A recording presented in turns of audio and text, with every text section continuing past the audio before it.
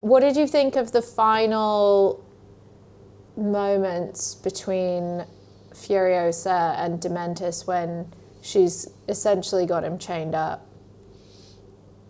Beyond Vengeance, Chapter 5. The thing I liked about her throughout the film, and it applies to sort of the end of the film, is how little she says. I think someone said she has 30 lines in this film, which is like kind of insane when you think she's like the main character for 2.5 hours and she doesn't really say anything. I like the stillness that she brings to especially in that moment where, because Chris Hemsworth is doing so much, like we said, like he's so over the top. I like the fact that you counterbalance that with her just being so still and yeah. I have nothing. I really just hated his character, actually. Like, I think you're supposed to hate his character. No, not in a way that I'm like, oh, he was, the bad guy and I hate him. I didn't get it. And that final scene felt really, there was no impact for me. She was everything. And I could really I got her pain and anguish in it, but I almost didn't feel like the situation was worthy of that performance from her.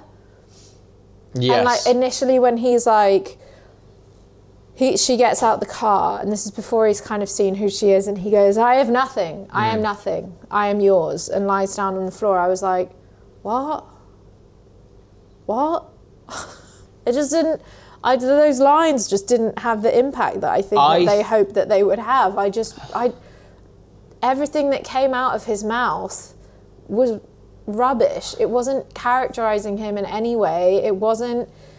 I didn't feel like it was impacting her in any real way. No. The writing, it was like his lines were written by someone different for the entire film.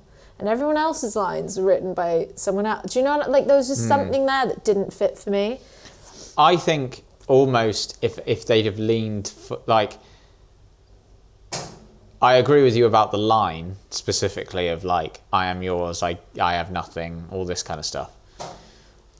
But I almost wish they'd gone just full like, actually he just turns into a pathetic mess at the end. And like begs for his freedom, and he's just something. and she just fight, and she at that moment she's built him up to be this figure, and actually he's nothing. That would have been more powerful. And it feels like in that scene that they start with that's what they're starting to lead with, and then as soon as he realizes who it is, he then changes into like trying to mock her and trying to bait her. She's like, you and me are the same.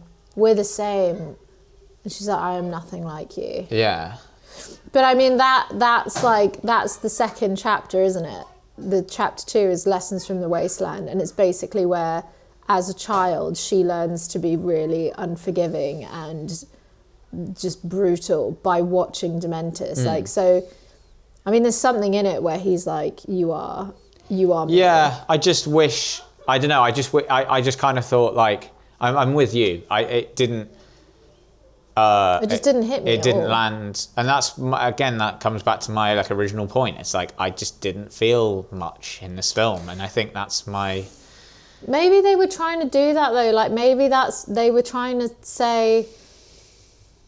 Again, I feel like this is another moment where they're trying to speak to just how dark and twisted Dementus is by being like, when she, who has spent her life 15 years fighting for this moment, to be like, do you remember my mother, and you will remember me, and he's like, oh, which one was your mother, like, oh, like he doesn't even remember torturing and murdering her mother and forcing her eyes open to watch it. That's how far gone this guy is down into the darkness. But like, because of his performance, that's not what you got from it. Yeah. That wasn't it. Yeah.